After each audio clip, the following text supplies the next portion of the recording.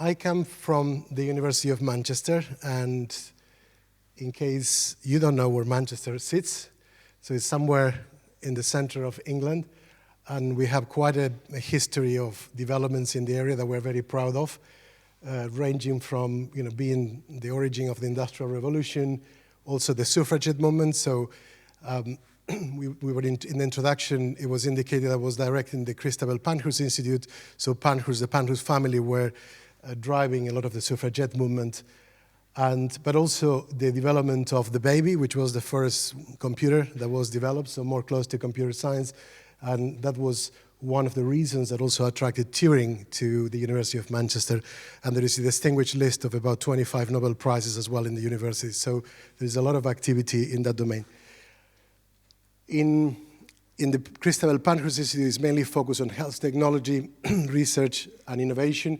And there are three areas or three programs that we work with: AI and digital health, computational medicine and computational biology, and also diagnostic and therapeutic technologies. And in particular, we try to address four challenges that are related to either early diagnosis, early prevention, diagnosis, development of novel technologies, and I'm going to cover a bit of this topic in the talk today. And also we have a lot of interest in developing digital infrastructures at the regional level so that you can provide a digital enablement to access of data. So through all the things that we do in medicine, the main sort of axiom there is not to harm the patients. This is what is known as the Hippocratic Oath. And I don't know, is there any clinician here in the room? Or is mostly technical people? So all the clinicians everywhere in the world, they need to take this oath when they graduate.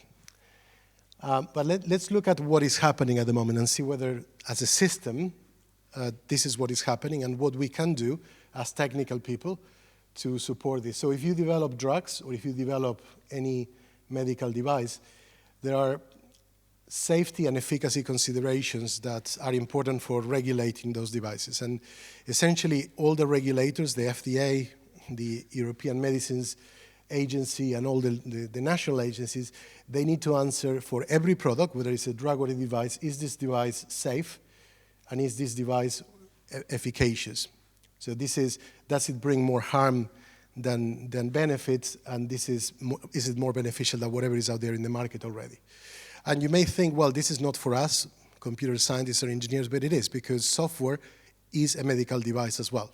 Okay, so if you develop any AI tool, you will have to demonstrate the things at the end at some point if you ever want to sell it and get it anywhere close to a patient. Now, traditionally, the way to answer these questions is through bench, animal, and human testing. So we test in some sort of physical lab, then we test in animals, and then eventually we go to patients. Now, is this really so good as we say? Because the whole system of how drugs and devices are approved is relying on these sources of evidence. Well, to starters, this is painstakingly slow. So it takes about 13 years to get a drug to the market and about 7 to 10 years to get any device to the market. Secondly, most of these other sources of testing that I mentioned before, they don't necessarily translate to humans in a very natural way. And in fact, most of the problems for drugs is how you go from animal testing to human testing, because drugs that have been proven to be safe in animals don't necessarily are efficacious or safe in humans.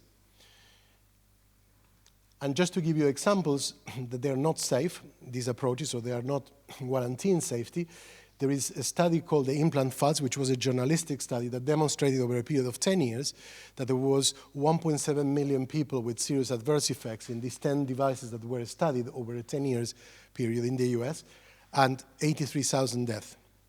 And in the UK, there are similar studies called the Cumberledge Report that show similar trends. Just to give you an example, this is a left ventricular assist device, so it's essentially a prosthetic heart that was taken out of the market about 6 or 7 months ago.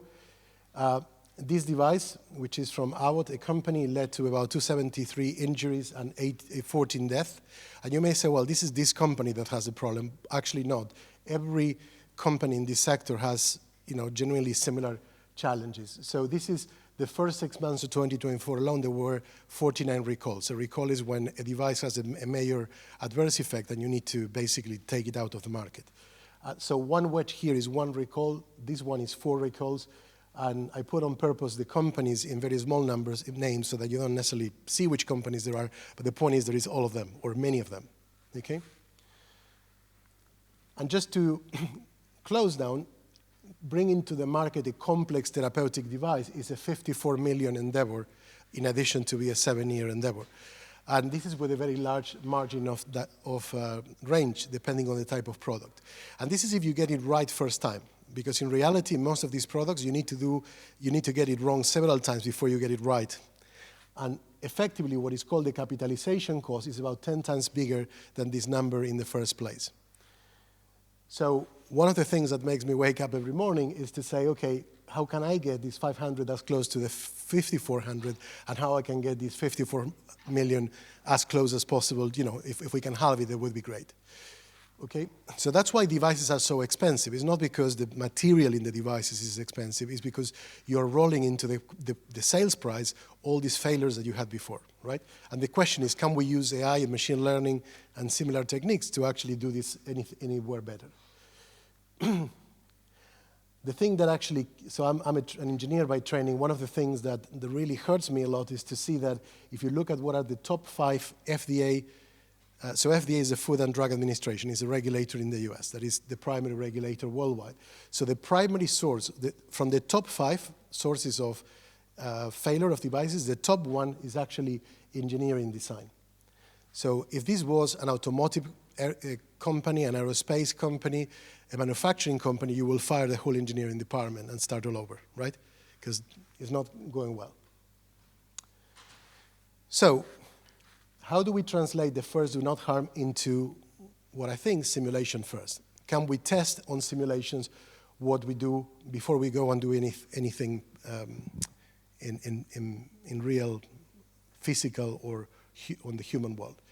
So if you take example from the aerospace sector, the aerospace sector has a lot of characteristics similar to the healthcare sector. It's mission critical, is multi-scale, is highly regulated. There is a lot of uncertainties in it. And they have been for many years going from physical test to virtual test because you can't build planes and then test them. You need to actually engineer them and design them well. If you look at the automotive sector, this is a sector about 4 times bigger than the medical sector. In 30 years' worth of innovation, there is a massive difference in the products, right? From the Teslas now back to, old Citroëns. But they have changed not only the product, they also changed the way that we develop those products. We don't do wind tunnels anymore as often as we use, at least. We do aerodynamic simulations and we simulate the physics. We also tend to do we don't tend to do physical prototyping and physical crash tests as often as we used to.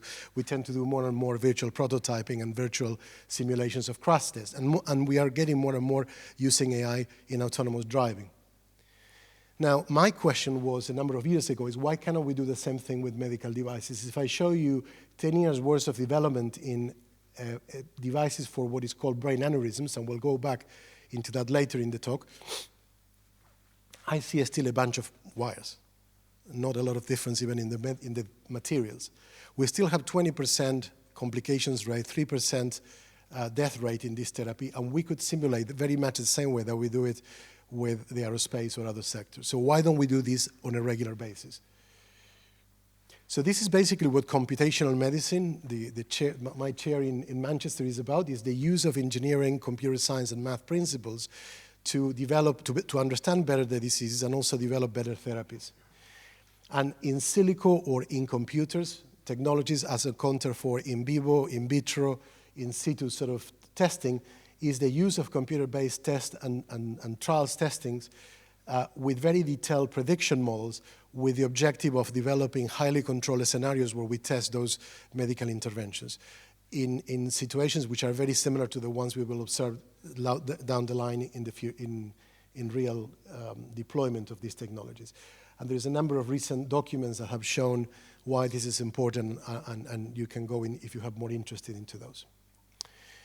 One last thing that is also quite impressive, when I took my plane to come to Warsaw, I knew I had 1 in 10 million chances of having a crash. Okay? Every commercial plane, you do a bit of Google, you will figure out that there is 1 in 10 million chances of having an accident. If you participate in a randomized control trial, the sort of testing with humans for any drug or devices, you will struggle to find what is your chances of having an accident or dying because of the study. So we can calculate those numbers very well for things like, as simple as flying, and we cannot do that in things that are as critical as developing the technologies themselves. So what I'm showing here in this plot is in the horizontal axis is going from the discovery of a medical product to the post-marketing monitoring. And there is a number of sections in here, from the discovery, the invention, the preclinical and clinical testing, the regulatory approval. You then need to do production, the product launch, and then the follow-up that you need to do to check that things keep going well and well. And what you see is that the deeper you go into this pipeline, the more expensive it is to go back to the drawing board if you figure out that your design has a problem. And the vertical axis represents the number of design problems that you find out that you need to correct. So what we do today is essentially this line over here. So we do very little testing early on. I'll tell you why in a minute. And then by the time we get to regulatory approval and trials, we start finding all the problems that our design has. And by that time, going back to the drawing board is very, very expensive. And if you don't go back, because perhaps you didn't yet figure out the problem, and you go to human trials, then it's also very expensive if it goes wrong, because you're going to be sued by patients, right? Now, why this is difficult to do this testing early on much more thoroughly? Because at that point, you don't even have a company. What you have is a concept of a product. Maybe you have some investors that put you some money in your company. Doing an animal test is about 100,000 euros per animal test. So you do 20 animal tests, and you run out with your seed capital round, which is probably 2-3 million at that time, right? So you freeze your design space suboptimally very early on, and then you're carrying on all the consequences of that. If, however, we could go to this purple line, where we could test virtually all of those designs, we could go with a lot more confidence to the testing down the line. So basically what we say is, in the future, we will have more usage of virtual modeling than we have nowadays.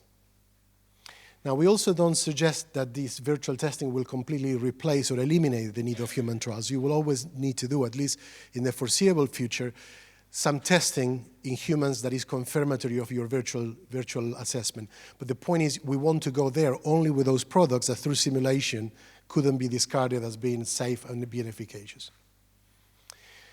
Is this making any difference if we could do that? Well, there are some case studies from industry. So this is from Medtronic, where they show that they could go 2 years earlier to market. They could reduce by 250 plus the number of patients in the randomized control trials. The average cost of recruiting a patient in a randomized control trial is $40,000. So if you multiply those 250 for $40,000, you get pretty much a massive number. In this case, it was about 10 million that they saved. And because they went 2 years earlier to market, they sold about 10,000 those devices already, which is another source of income as well. So you reduce the cost and you increase the income by going earlier to market. And you have a much more thoroughly tested product. Now, what does this all have to do with AI? Okay, so to do this sort of modeling, you need to build 3 things, and I'm going to show you some examples through my talk. First, you need to create virtual patients and virtual populations, and you will see that this has to do a lot with synthetic data. You also need to do virtual examinations and interventions, and this has to do a lot with things like physics-informed networks and modeling and simulations, finite elements that can be accelerated with machine learning as well. And then finally, you have to obtain virtual readers and outcomes, so you need to somehow estimate, if you do this virtual intervention, what's going to happen with the patient. And this is a lot of prediction models and machine learning as well. So machine learning is all over the place. That's the bottom line. So what is then an in-silico trial? Well, an in-silico trial is a massive simulation space where we have sort of a dimension or a meta-dimension of anatomical, mechanical, rheological properties. On another side, we have lifestyle physiology and operational envelope. This mostly comes from data from electronic health records and regional PAC systems. This comes from wearables. And then the other dimension, what you have is the device design itself. This comes from the manufacturer parameters. Sorry, this should have come before. So we can, from large data, build those virtual populations, and then essentially a virtual experiment is a combination of one anatomy with one set of mechanical properties for one set of physiologies with one parameter device design parameters. And here is again another area where machine learning is important, because to do this properly, you need to really analyze data at massive scales. And these are complex pipelines that need to be automated, they need to be made robust. It's very important to estimate uncertainty, so aspects of uncertainty quantification, validation, verification become important here as well. So let me show you some examples. I'm going to show you some very quick examples, and then I'm going to go in depth into 3 examples. So one type of virtual, so I talk about in-silico testing and in-silico trials. When we talk about in-silico testing, most of the times we talk about preclinical testing. So in this case, this is a device from a company called Zimmer Biomet that is an implant that goes into the hip and the femur. And one way for them to test whether this device is how it works is by putting that into cadaveric specimens and then putting that into a machine that tests for the strengths of those and tells whether there is any breaking point. So the way literally to do that is by having cadaveric bones, implant the device, put it into a machine and bend it until it breaks, right? Not very sophisticated. Well, what these guys have done is develop a library of anatomical models of bones based on imaging, and then essentially do biomechanics modeling to estimate the breaking point in a computational way. This other study, again in the musculoskeletal domain, this is a combination of a device and a therapy. So this device that goes there is a metal frame that you put to keep the bones attached to each other. And this is for a particular type of therapy that is called tibial osteotomy, which is when you need to do a wedge, a cut. And this is, for instance, for people who have sort of a bended legs, and they need to cut a bit to sort of straighten them back and then put this metal plate to actually, give a strength to the bone. So what these people did is develop, again, an in-silico testing of these sort of technologies, and they show that the equivalence with conventional trials. This is another study done by FDA where they compared digital, 2 techniques of imaging for breast mammography. So one is called conventional digital mammography, and the other one is called X-ray tomosynthesis. There are 2 different techniques. And what you see here, in these 2 rows, are the synthetic images, the real images for one modality and the other modality, and the synthetic images from one modality and the other modality. And what they demonstrated without having to radiate women is that they could look at the comparisons between the resolution of these 2 modalities, in silico versus in vivo. And they came up with comparisons that show the performance of one against the other, and they claim that this becomes faster, better, safer, and more scalable. By the way, the trials here are in a GitHub repository, so you actually can have the library of all the anatomical models they use, plus the coding of the physics of the radiation models that they utilize as a piece of software. So it's also a way to document, to bring reproducibility to all of these studies. So in regards to what I do myself, I work in 2 main areas, in aneurysms, in brain aneurysms, which is an area I worked for many years, and more recently in the ERC that was introduced before, I'm looking into TAVI, or transaortic valve implantation devices, which is a cardiac valve.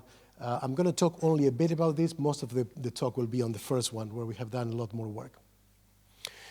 So just to explain how this works, I'm going to give you an example of an entire in-silico trial experience. So for those of you who are not familiar with aneurysms, these are a bulge in the vessels that if it bursts, you have an hemorrhagic stroke, and a third of the times you die straight away. Another third of the times you have high morbidity, so you may lose certain cognitive capabilities or motion, and another third you survive. Okay, so it's serious. This guy is a very unlucky one because he has aneurysms all over the place, but the point that this slide is trying to make is that the aneurysms like to be mostly around the bifurcations. You rarely have as many as those, but it's just to say where they tend to appear.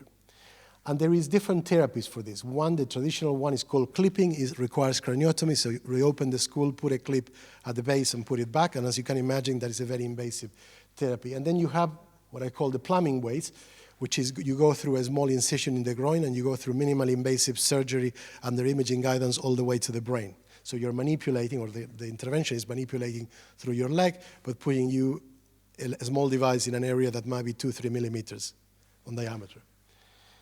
And there are different ways to put. You can put coils. You can put coils with stents if there are wide necks, or you can put flow diversions, which are stents that are very, very tight struts. And what all of these devices do is essentially, well, with the exception of this clip, these three minimal invasive ones do, they reduce the blood flow velocity. And what happens with blood when you slow it down? It clots, right? So essentially what you do is you close the aneurysm by clotting. But the point is there is a whole zoo of different type of devices of this type. And imagine for each one of these devices, you need to go do a trial, do a testing, right?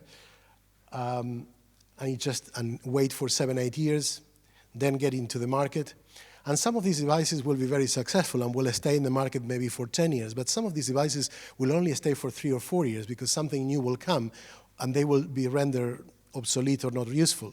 So that's, again, where the price comes. You have a lengthy period of development and sometimes a very short period of recovery of your cost. And the only way to compensate that is by charging a lot for each of them. So this is a bit what I said before. So you have the aneurysm that flows the blood. If you don't do anything, these might burst. You put a stent, you reduce the blood flow, you slow it down, you promote the clot, and with the time that goes out. But you need to be careful that there are small vessels that come out of the main vessel. These are tend to call perforators, and they feed the brain. So you don't want to close those because otherwise you produce an ischemic stroke, which is the one that is not produced by a burst but by an obstruction. This is a bit what I was saying before. So this product that we were going to talk in a minute is called pipeline endovascular device. It was introduced in 2011. It's the orangey one, and you see how very quickly it took a massive proportion of the market. But you also see how other products very quickly disappeared out of the market. And some of them never really made a big impact in the market. And by the way, look at the list of how many products there is just for the same problem of aneurysms, right? So if for each of those you need to go through a trial, think about all the people you put at risk, the waste in physical experiments, the animals that you compromise welfare. That's what we are trying to solve. So in this first study, what we try to answer is this question: can these in-silico trials replicate and perhaps even expand the outcomes of, or the findings of conventional trials? So, by the way, is it visible, the slides, or is too light, the room? Is it okay? So we took as an example a device from Medtronic, which is one of the manufacturers of medical devices. They claim this is the most studied flow diverter in the world. These are all the studies they did, but PUFS is this publication is what is called a pivotal trial. This is a trial upon whose evidence you go to the market and you're allowed to sell, okay? Look at the number, 106 patients. That was all the evidence they had. And then they put it into hundreds of patients every year, or thousands of patients.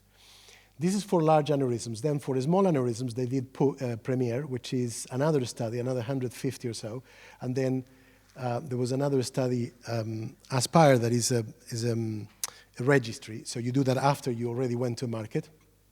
And if you put all these three studies together, you have the evidence of about 500 patients. The first study took 8 years from design to publication. Why it takes so long? Because you need to design the study, then you need to collect the patients, and then you need to wait to see what happens with them 3 years later, 5 years later. So that's where the time comes. And this is probably a 30 to 40 million pounds investment to actually get this study. So how do we do an in-silico trial? Well, we take a library of anatomical models we take a library of, we build a library of anatomical models based on radiological databases. And again, you have to do image segmentation here and run pipelines for automate destruction of these 3D models. Then you also, if you can see there is a stent, a virtually deployed stent. So we develop models for each of these anatomical models. We virtually deploy the stent. This is these are the virtual patients, this is the virtual intervention, and then this is the virtual outcomes. So one metric that we use here is how much of the flow that used to go through the aneurysm is eliminated and redirected to the mainstream thanks to the the presence of the device itself. And you see that in this case, it's 64%. In this case, it's only 20%. So the same device in two different patients, very different performance. Okay? Now, we can also develop with wearable systems, we can measure things like blood pressure from these patients, and we can create, using, in this case, Gaussian process models that have to do with the variability, so the average waveform of blood velocity in the carotid artery in the situation of rest is the blue, and in the situation of stress is the red. So when people are doing exercise, how we do that?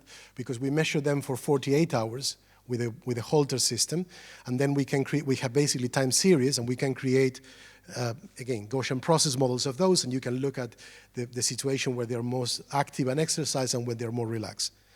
You will never get ethical approval in a human trial to someone who has an aneurysm, put them into an exercise machine to see what happens and measure them. You will never be allowed to do that. But you can do this virtually. So we can have now the same anatomy, this one, the same device, but now different conditions in rest and exercise. And again, there is a difference in the performance. And then the final thing is you can actually put different devices to the same subject in the same conditions.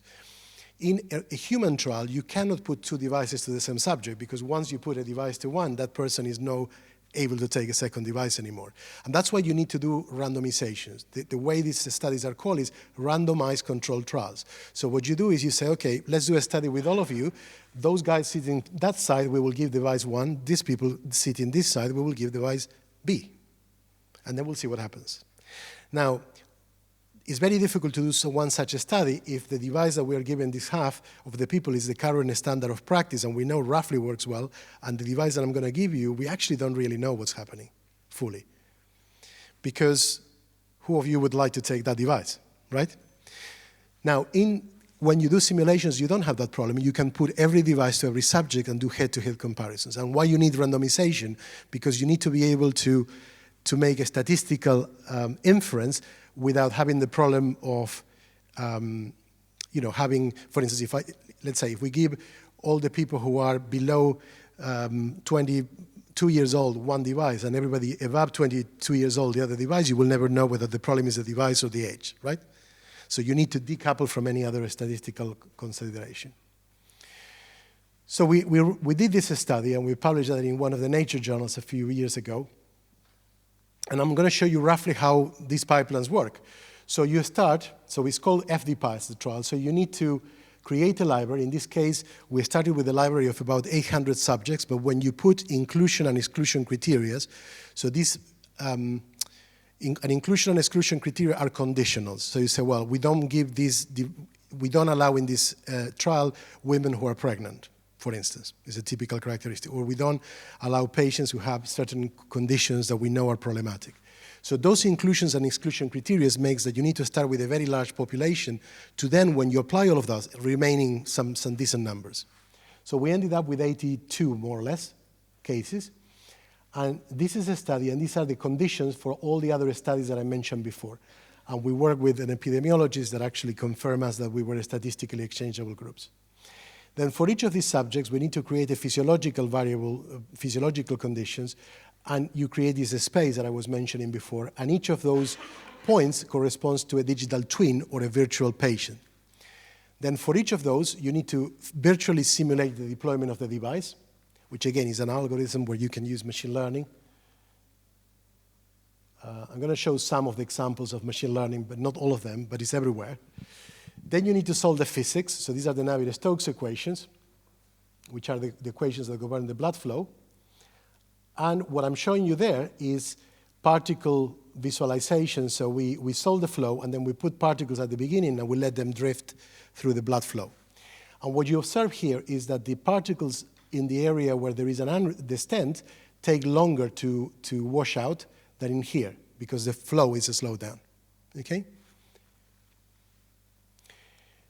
Now then, what we do is we look at the pre-flow diversion and post-flow diversion, so before and after putting the device, and NTN stands for normotensive and HTN for hypertensive. So these are patients who have high blood pressure that has been simulated, while the other ones have low blood pressure that has been simulated. So what you observe there is that you can create conditions that will be very difficult to simulate and control in a real population.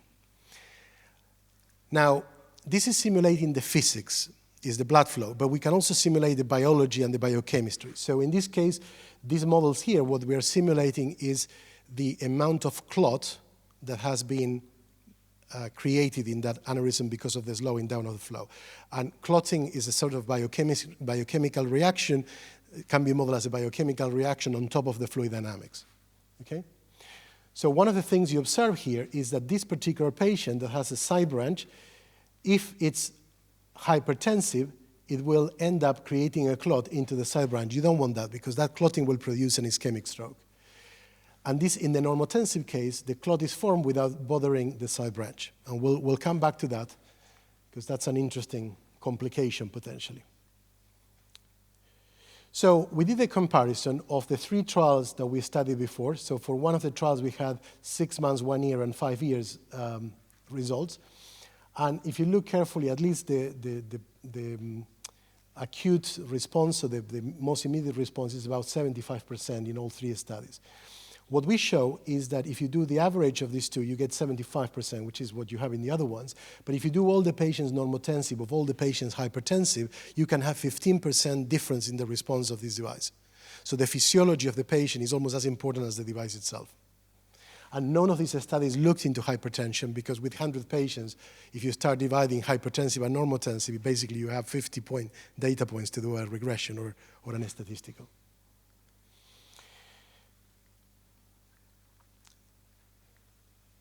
Okay, another example is that what is called off-label use. So when you are a regulator and you approve a certain device, you're only approving it for a particular location. You're approving for a set of conditions. It's like when you take the box of a medicines, it says, well, don't use in this and this situation, right? This is what is called the label.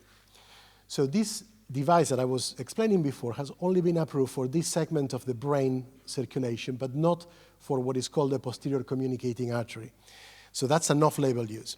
Now, it turns out that this off-label use is about 25% of the population of aneurysms. So people come with an aneurysm there, right? And as a consequence, they need to be treated with whatever you have. And if you don't have a device approved for that location, you will be given a device. You will say to the patient, look, you have an aneurysm in a location for which there isn't a device. We have a device that we know roughly works, but it's off-label. You need to sign here, taking responsibility for the fact that you are going to be treated with that if you want that. If not, there is nothing to do with you.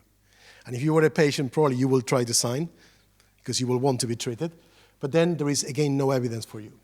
So what we observe is that for this particular location where we want to analyze the off-label use, the performance from a hemodynamic point of view depends on what happens in this location. And this location, there are 3 different ways in which the aneurysms can appear, the cerebral vasculature can appear. It can be what is called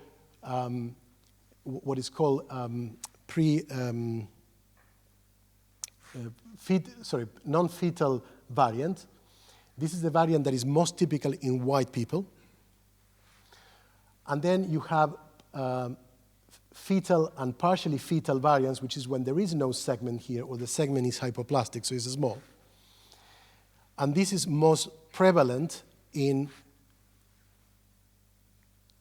Black and Hispanic people. So the proportion of gray and orange with respect to the blue is much higher in Black and Hispanic people than in white people for the, yeah, exactly what I just said. So what you can do is use studies like the one that I explained and see what happens. Is this device performing well in this off-label use, and how does it perform to white versus Black and Hispanic people? Is there any health inequity in the service of this device? So to show a bit more details as well on the way forward, so to build these trials, you need to build pipelines of image analysis that automatically are able to do segmentation, centerline extraction, detection of the aneurysms, detection of the point where the neck of the aneurysm is, and you want to do that in a high throughput manner, which is challenging. So if you do this study, what you observe is that the output, so the performance of this device in this non-fetal variant is 88%, so 88% of the patients have a good closure, while for the other two variants is 42%. So it performs half the quality than for this condition. What clearly says that people who have a specific ethnicities will have, in general, a worse outcome than white Caucasian people, right? And this is another problem of conventional trials. When you do a trial with 100 patients, how many people who are not white Caucasian do you think there is in 100 subjects? Maybe none, maybe a few. So basically you are developing evidence for one group of people and then pretending that they're going to perform across the board all of the rest equally. Okay? So that's another issue that can be addressed in this way. I'm going to skip this one to show you a bit of examples of algorithms that are behind.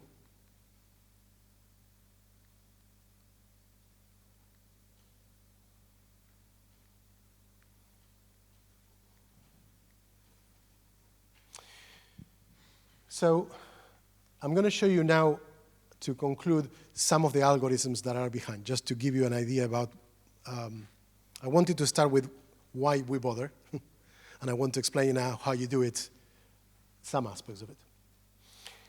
So I mentioned already these three components, but I want to explain some of the techniques that are behind each of them. So for instance, in virtual populations is all about synthetic data, is how you model organ variability, how you model and extract organ function and structure from imaging and its variability, how do you incorporate covariates, and then in this other case of virtual examinations and interventions is how you incorporate physics, biology into the machine learning techniques. So there's a lot of physics-informed networks as well there. Also, another thing that to me is very important is how you incorporate operator influence and influence of the measurements in general when you have uncertainty about those. So it's a lot about uncertainty quantification as well that is relevant to do. So just to give an example, the studies that I showed you before, this is a typical pipeline, simplified pipeline, where you start from a very large imaging database and then you need to create three-dimensional models. There is a problem of segmenting, but there's also a problem of generating three-dimensional meshes, so watertight tetrahedral meshes upon which you can do finite elements. Then you have also to do models not only of the anatomy, but also models of the devices themselves and their deployment on that anatomy. So that's, again, biomechanical models. You then have to have models of the boundary conditions or the, these are, all of these equations we're going to solve afterwards are differential equations. So you need to know what are the inlets and outlets of flow, for instance. Then you need to solve the complex equations like Navier-Stokes, like diffusion equations, couple equations in many cases. And you want to do that in a fast manner. Because remember this cube that I was showing of experiments, we want to do thousands and millions of those simulations. So maybe each simulation per se is not a big problem if it takes 2 days, but if you need to do 3 million of those, you need to do it more efficiently. And then on the other side, you then will get out of these simulations some virtual image, and this is again an image that needs to be simplified, that needs to be parameterized, and you need to find some latent variables that are useful to do predictions or to take decisions about the device, for instance.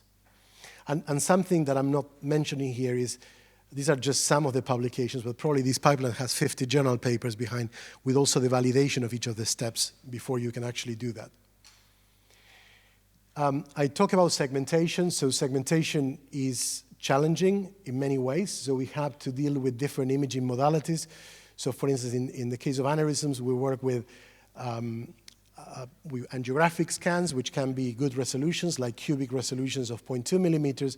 But and these are vessels which maybe have the aneurysms may have 2 or 3 millimeters. So it's not massive amount of boxes across those. But also, you sometimes have to deal with other modalities. These are modalities which are invasive. You put X-ray, you need to do catheterization.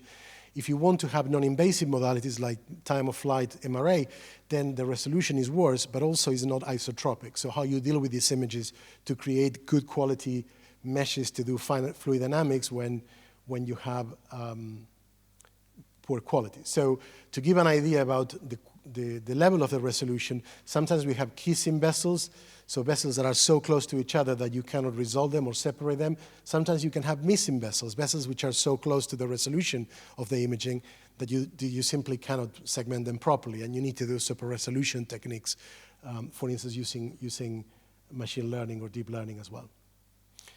I think I showed a similar slide to this before, but fundamentally what I'm saying is not just segmenting, it's also extracting center lines.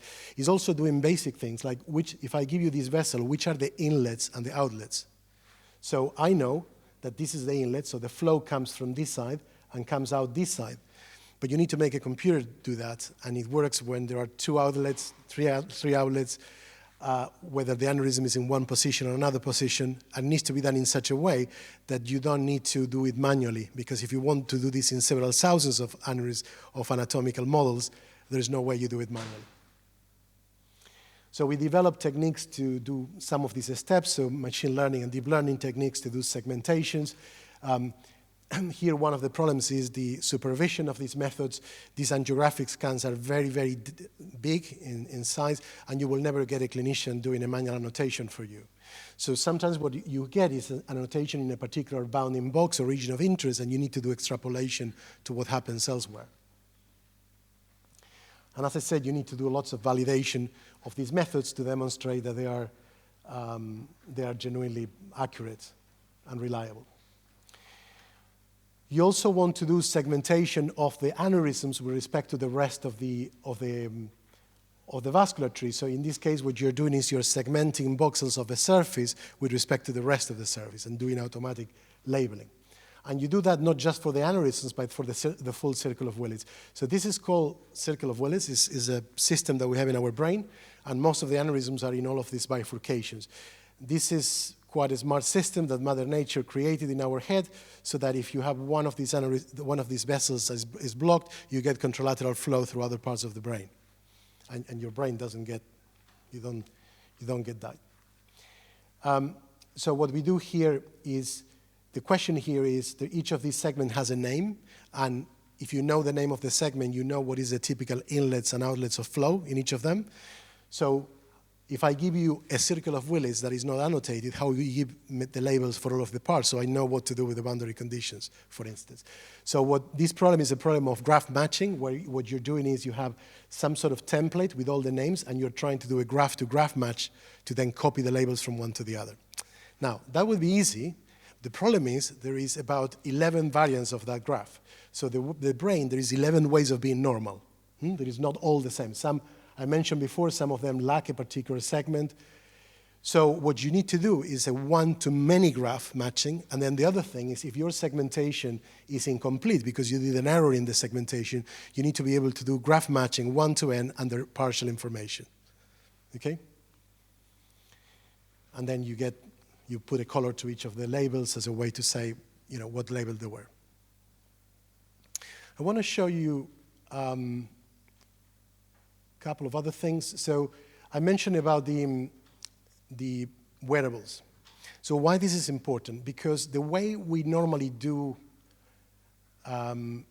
simulations is we have a part of the aneurysm, a part of the body that we want to simulate, in this case the aneurysm, that we want to have a 3D model, but you cannot simulate in 3D the whole body because it takes forever otherwise, and you don't need that level of detail. So what you normally do is you have a three-dimensional model in the region of interest, and then you have one-dimensional models that are electric circuit versions of the blood flow that represent the rest of the systemic population. So you need wearables that measure perhaps in the arm, and then you propagate through these 1 or 0D models to the specific location where you have the interest. So this is the way you do multi-scale modeling, okay? Now, you want to have these measurements in the wearables with a statistical variability, and this is what we do with Gaussian processes models, where we develop models where, for instance, we can give you the different waveforms and also propagate them or calibrate them as a function of the height, the body mass index, whether it's a male or a female, so we can adapt the physiological conditions to the ones of the particular patient of interest.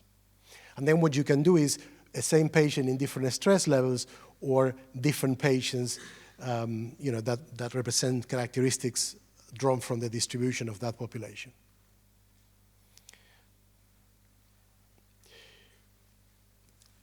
Now, if you only use data from trials to build your populations, the trials are all, one thing we know is that they're in general biased, because you're not allowed to get into a trial if you don't have a set of inclusion and exclusion criteria, and most of the times, you're not going to do a trial with people who are okay.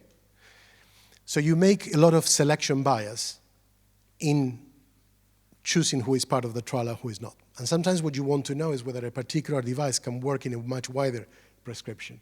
So for that, what you need to do is use population studies rather than trials themselves. Population studies are observational studies where you don't have so much inclusion and exclusion criteria, or they're lighter. And because they're population studies, you cannot do any invasive measurements because they're volunteers, right? Now, one of the largest studies in the world in this case is what is called the UK Biobank. And this has about 100,000 subjects where there is imaging for all of those. Now, imaging of the vessels normally requires some sort of invasive or complex protocol for imaging. And they did imaging of the brain, but not imaging of the vasculature. So what we developed is a technique that, based on the use of machine learning and architectures, can go from an image of a particular subject. So let me see if I can get this to run.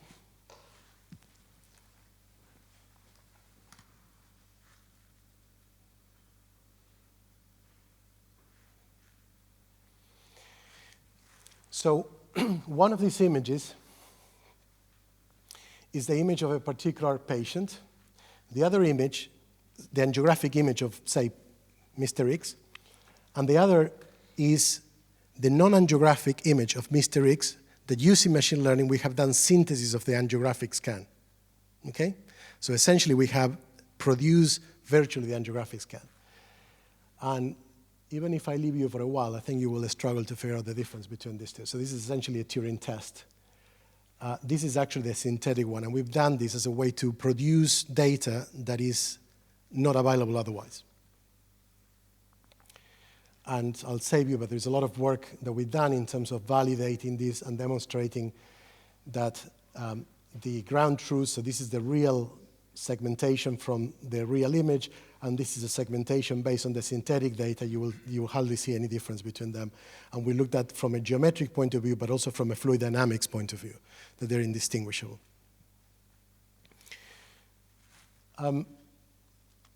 So this idea of digital twins, of digital replicas of patients, is essentially connected to building populations. We don't want to do a twin, but we want to do a population of twins.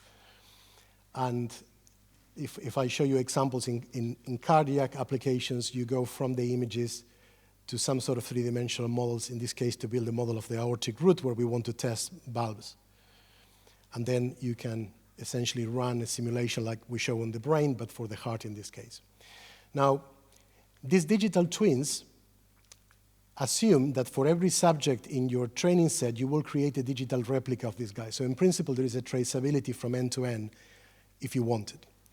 What we have been working on is another concept that is called digital chimeras, which is when we build statistical models at source of these populations, and we synthesize a population by chimerization, by combination of all of these models. It's like learning the joint probability distribution based on the marginals of them.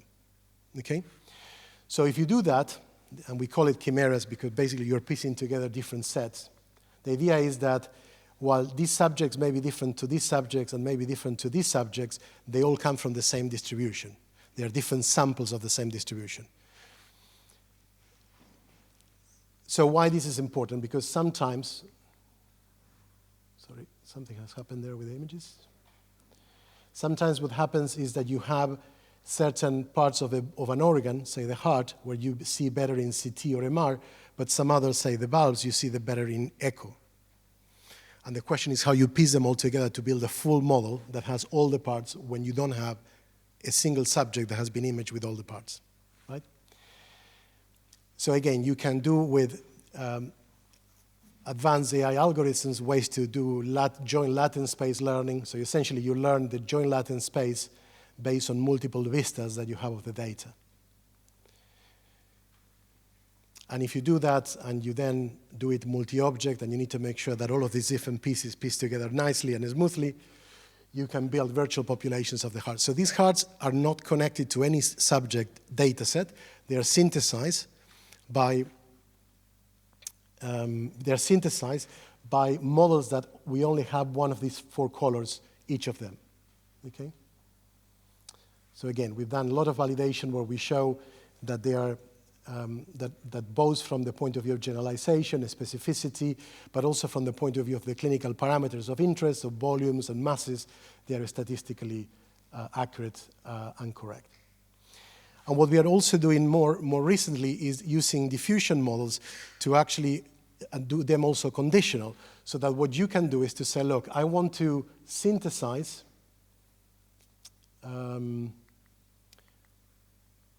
we want to develop models that can synthesize a particular organ, but at the same time conditional to, I want them to be males, I want them to be from 24 to 34 years old, and I want them to have diabetes. So there's a number of meta-information in addition to the geometries that we have from those.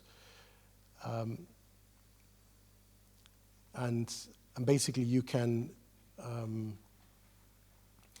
demonstrate, I think I'm going to go to this slide.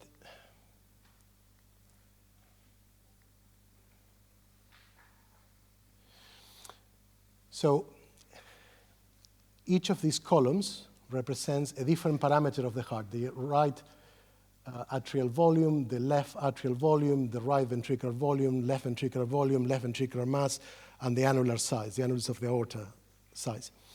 You see that in the upper row, there is few points. These points are the points from a particular study. So there's about 600 of those. So what we did is we learned the distribution using another database. So these are virtual patients, and we have now synthesized an order or 2 orders of magnitude more subjects than we had in the first place, right? And what I'm showing here is that we can approximate the probability distribution of these 2, which is what we are trying to learn. So why this is important? Because I can take a particular database, learn the generator from it, and then I can synthesize a much larger database where I can run an in-silico trial of the type that I was explaining before, right? So you can sort of boost the evidence and increase the evidence, but maintain the same distribution of a target group of patients that you want to study. Okay, so to summarize, I hope that what I convey to you is that the way that we do currently medical products is not sustainable, and that we need to have ways to improve on those, that computational modeling and simulation will become increasingly important in this area, that there is a need to both develop techniques and also the cultural transformation that goes with this. Because if you go with some of these technologies to, I mean, for many of you, probably as computer scientists, a lot of what I explain may have sound very applied, but if you go to a regulator, this sounds very theoretical in many ways. And that's what I mean by a cultural change, that if you want to produce a transformation that involves technical components, you need not to forget, as future technologists, that is a socio-technical transformation always. And you need to work with, industry, with regulators, with the public, with patients, so that they understand what you're doing and that what you're doing is correct. They think synthetic data is fake data, right? I think what is fake is a lot of the experiments that we do at the moment because of all the problems that I mentioned before that there are. So how do we get these 2 communities to work alongside? So if you're interested in this, there is In-silico UK workspace.org is a webpage where we have a lot of material, and there is a recently launched podcast that tries to explain a lot of the things for the layperson that might be of interest as well to you. And trust me, there is a lot of very exciting fundamental math and computer science and deep learning that needs to be developed here. But I thought that for this audience, that I'm sure that many others will present a lot of these other aspects to you, it was more interesting to present the challenge that needs to be addressed and why we need people like yourself and myself, putting our energies to that. And I hope it was interesting, and I'm happy to take any questions.